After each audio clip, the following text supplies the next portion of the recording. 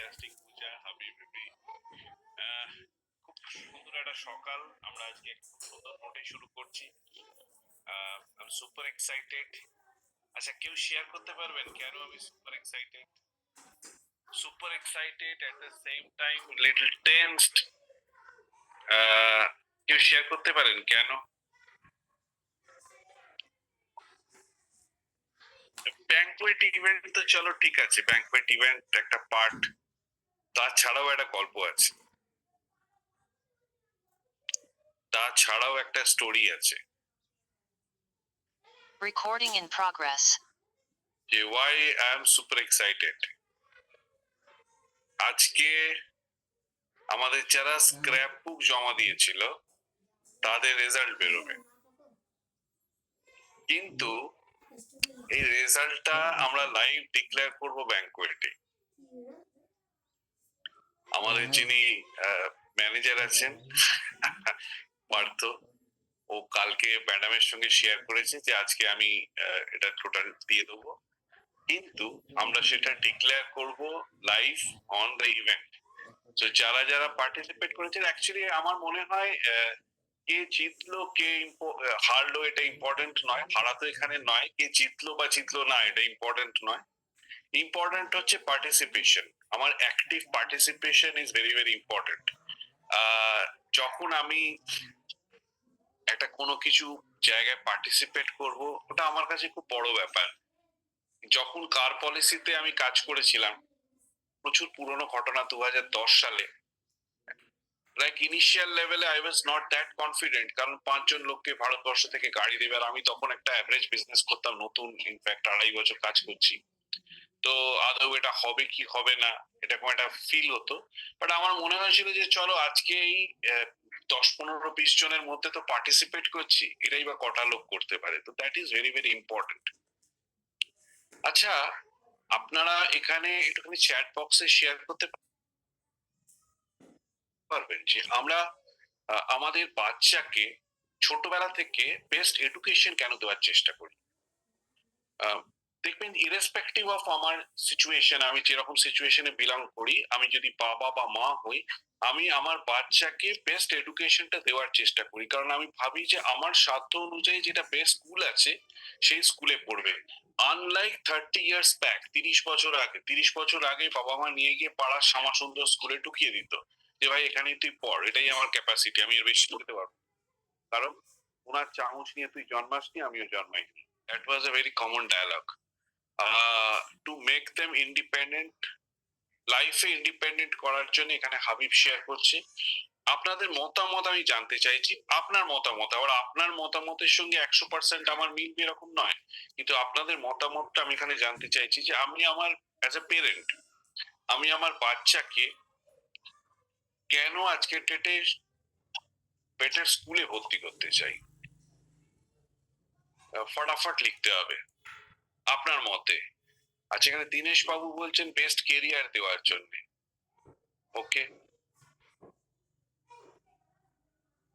এখানেও একটা আমার দীনেশ বাবুকে প্রশ্ন, যে লোকাল স্কুলে কেন বেস্ট কেরিয়ার পাবে না, টিচারের কোয়ালিফিকেশন তো সেম। দেখি আর কি আনসার আসে, আমি ওয়েট করছি আনসারের, যে আমি আমার বাচ্চাকে কেন তার আমার হিসেবে বেস্ট এডুকেশনটা প্রোভাইড করতে চাই। আমরাও করেছিলাম, আমরা ইনিশিয়াল লেভেলে তখন আমরা চাকরি করতাম, আমার মেয়েকে হার্ভার্ড হাউসে ভর্তি করেছিলাম। আচ্ছা, এখানে সাবিনা বলছে কম্পিটিশনের জন্য। ওকে, যে হার্ভার্ড হাউসে ভর্তি করেছিলাম সেখানে উত্তম হওয়ার জন্য।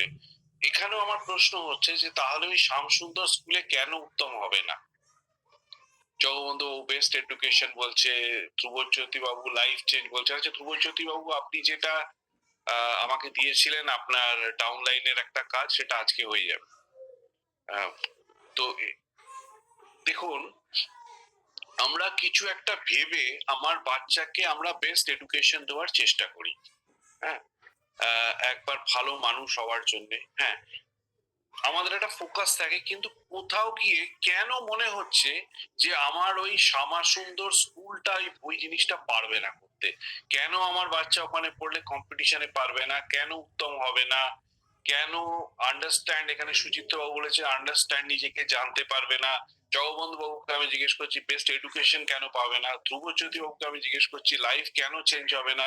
সেলিম আনসারিকে জিজ্ঞেস করছি ভালো মানুষ কেন এখানে হবে না। নারায়ণ বাবুকে আমি জিজ্ঞেস করছি বেটার লাইফস্টাইল কেন পাবে না। আমরা যদি খুব ভালো করে দেখি এই স্কুলের যে টিচার পড়ায় এই শ্যামাসুন্দর স্কুলের, তার শিক্ষাগত যোগ্যতা আর যে আপনার প্রাইভেটে ডিপিএস এ পড়াচ্ছে তার শিক্ষাগত যোগ্যতা কিন্তু সেম। ইভেন কোনো কোনো টিচার ওই শ্যামাসুন্দর স্কুলে তার শিক্ষাগত যোগ্যতা কম্পারেটিভলি বেশি, বাট সেইটা হওয়া সত্ত্বেও আচ্ছা এখানে মধু বলছে নিজের ওপর ইন্ডিপেন্ডেন্ট হওয়ার জন্য, ডিসিপ্লিন আর গ্রোথ বেটার হওয়ার জন্য। দেখুন আমরা যদি পুরো ব্যাপারটাকে প্রসেস করি, অ্যানালিসিস করে দেখুন এই টিচারেরও মাস্টার ডিগ্রি করা, এই টিচারেরও মাস্টার ডিগ্রি করা। হতে পারে প্রাইভেট টিচার প্রথম জীবনে এসছে এই ফিল্ডে, ওর বাবাও পড়াতো ছেলেও পড়ায়। আচ্ছা এখানে মনিরুল বলছে ফিউচারে কম্পিটিশনের জন্য প্রকৃত মানুষ অর্জনে। ওকে, আপনাদের থেকে আমি মতামত শুনেছি, এবার আমি পয়েন্টে আসি। যে প্রাইভেট স্কুলে আপনি 10 গুণ বেশি টাকা দিয়ে, 10 গুণও না ইভেন মোর দ্যান দ্যাট দিয়ে বাচ্চাকে পড়াচ্ছেন, সেই স্কুলের টিচার যদি শ্যামাসুন্দর স্কুলে চাকরি পায় ওই চাকরিটা ছেড়ে কিন্তু ওখানে চলে যাবে। খুব ভালো করে বিচার করে দেখবেন, খুব অদ্ভুত ব্যাপার। যে স্কুলে আপনি পড়াচ্ছেন, যেখানে ভাবছেন আপনার বাচ্চা সিকিউরিটি পাবে, সেই স্কুলের শিক্ষক বা শিক্ষিকা বা শ্যামাসুন্দর স্কুলে চাকরি পেলে ওই চাকরিটা ছেড়ে চলে যাবে তার সিকিউরিটির জন্য। কিন্তু আমরা ওখানে আমাদের বাচ্চাকে পড়াচ্ছি, সবাই পড়াচ্ছি, আমাদের ক্যাপাসিটি ওয়াইজ সেটা করছি। এর পিছনে সব থেকে যে ইম্পর্টেন্ট রোল, সিলেবাসও দেখবেন same, syllabus is almost the same. টিচারের কোয়ালিফিকেশন ওখানে বেশি, মাইনে কম, তাও আমরা এখানে পড়াচ্ছি। এর মেন রিজন হচ্ছে একটা খুব ভালো ইকো সিস্টেমে রাখার জন্য। That is the most important thing, যে আমি আমার বাচ্চাকে যদি একটা বেটার ইকো সিস্টেম দিতে পারি তাহলে সে পড়াশুনোতে ইন্টারেস্ট পাবে। পড়াশুনোতে ইন্টারেস্ট পেলে সে নিজে মনোযোগী হবে পড়ার ওপর, এক্সট্রা ক্যারিকুলার অ্যাক্টিভিটি করতে পারবে এবং লাইফ লেসন পাবে, তার মতো সমগোত্রীয় বাচ্চার সঙ্গে মিশতে পারবে এবং ওয়ান পয়েন্ট অফ টাইম সে যখন কম্পিটিশন ফেস করবে তার প্রবাবিলিটি হায়ার আছে ওই কম্পিটিশনটাকে নেওয়ার জন্য বা কম্পিট করার জন্য। মোস্টলি যদি আমরা দেখি যে সেখানে ইকোসিস্টেম বেটার থাকে এবং ওই ইকোসিস্টেমে যাওয়ার জন্য আমরা আমাদের বাচ্চাকে সেখানে আমরা প্রপারলি ভর্তি করি বা এডুকেট করি, তার বেসকে ঠিক করার জন্য, যে যাতে প্রথম থেকে সে সমস্ত কিছু প্রপারলি শিখতে পারে বা জানতে পারে। এবার আমার একটা প্রশ্ন এখানে, যদি যারা আছেন মোস্টলি যারা 6 মাসের মধ্যে টিএনসিতে এসছেন তাদের উদ্দেশ্যে সেটা প্রশ্ন, যে আমরা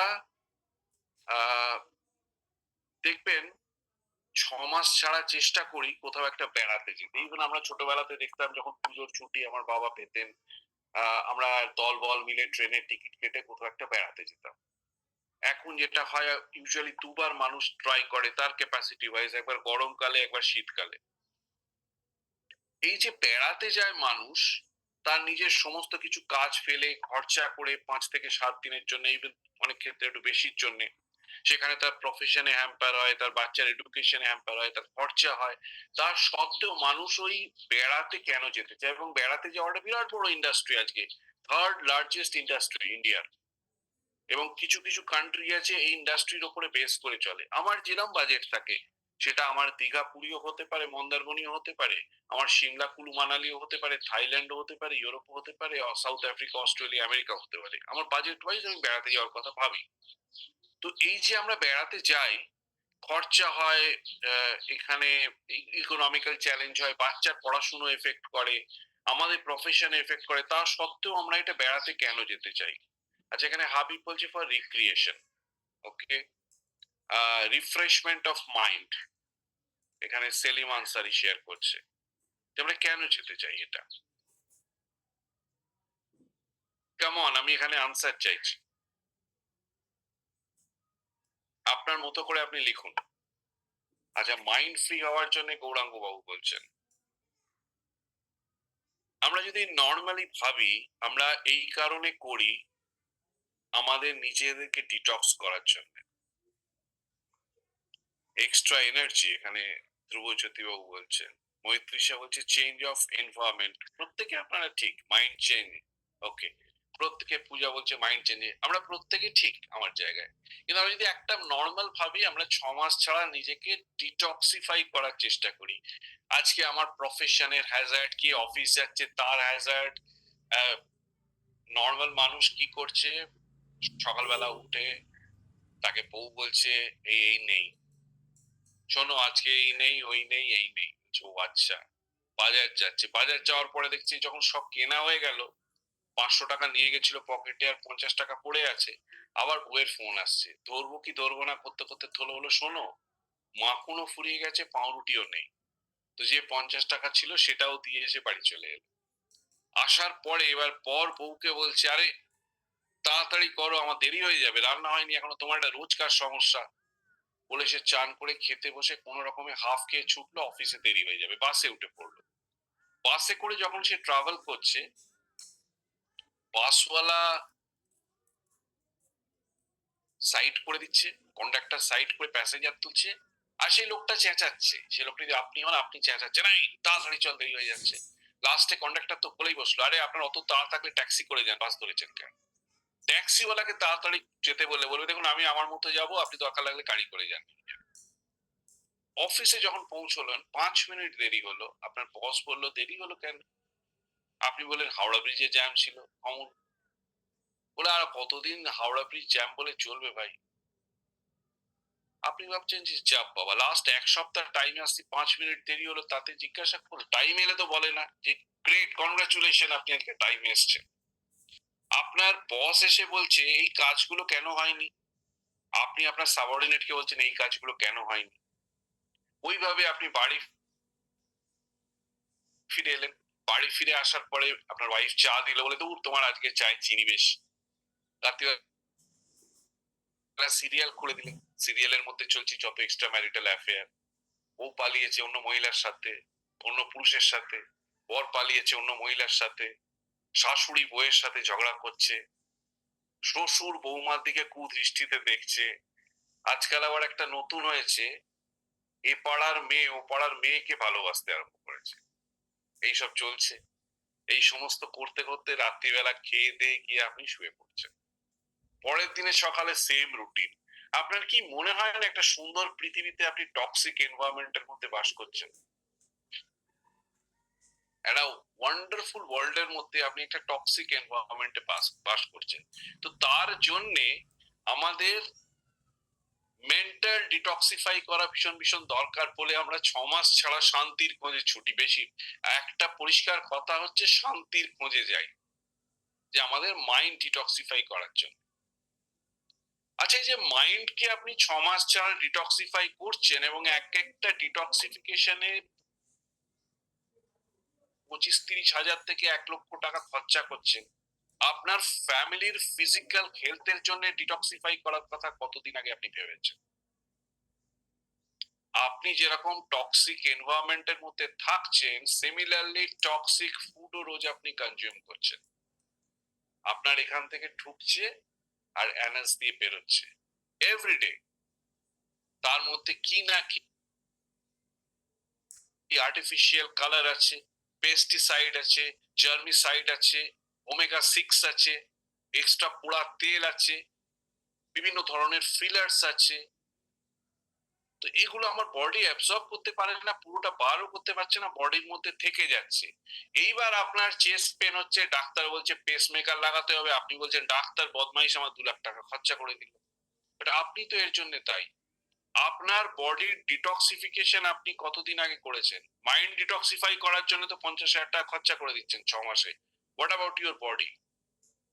আজকে আমরা এই বডি ডিটক্সিফিকেশনের উপর জানবো, আপনাদের মতামত নেব, এবং কামিং হাফ অ্যান আওয়ার আমরা এটাকে কন্টিনিউ করব। এটা করার জন্য আমি এখানে ম্যাডামকে ডাকছি, ওভার টু ইউ।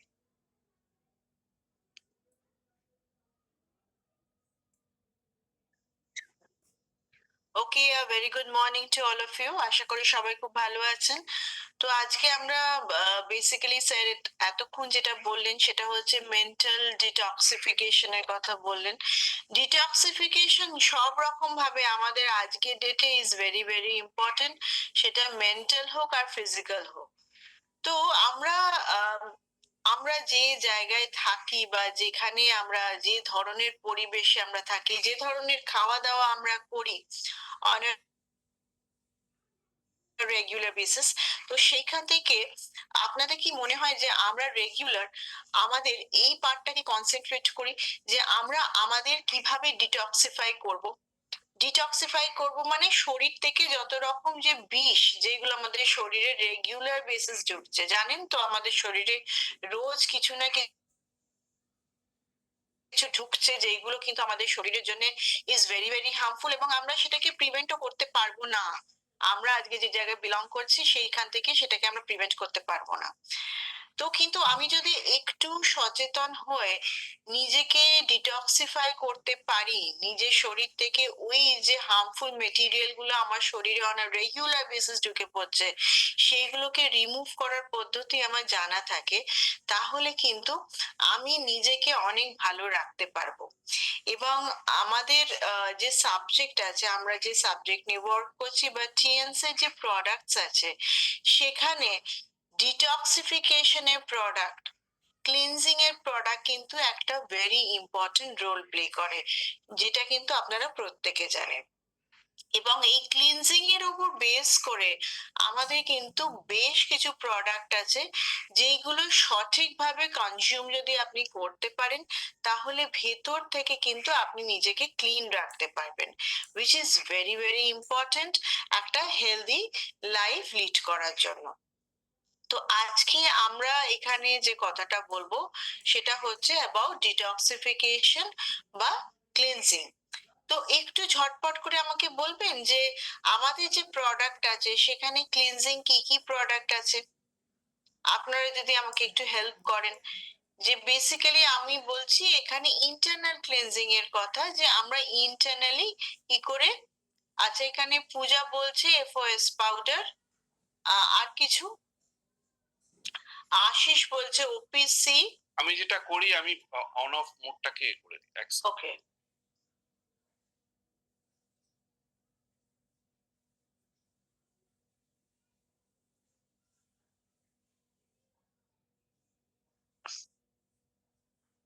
তো সবাই নিজেদের আনমিউট করেও বলতে পারেন আপনারা এখানে, আবার চ্যাট। হ্যাঁ বলুন। কোকোনাট অয়েল ডিটক্সিফিকেশন প্রোডাক্টগুলো আমি বলবো ম্যাডাম। হ্যাঁ বলুন। ওপিসি প্লাস 1 নম্বর, হ্যাঁ 2 নম্বর হচ্ছে মাল্টিভিটামিন, হ্যাঁ 3 নম্বর হচ্ছে আপনার ওমেগা লাইট। হ্যাঁ, আর একটা আছে প্রোডাক্ট, মোটামুটি এগুলো ঠিক আছে, যারা যেটা মনে পড়ছে সেটা বলুন। Okay madam. ওকে, আর কিছু যারা বলতে চাইছেন এখানে? উনি হ্যাঁ হ্যাঁ বিসিএম, বিসিএম ডিটক্সিফাই করে, আর কিছু?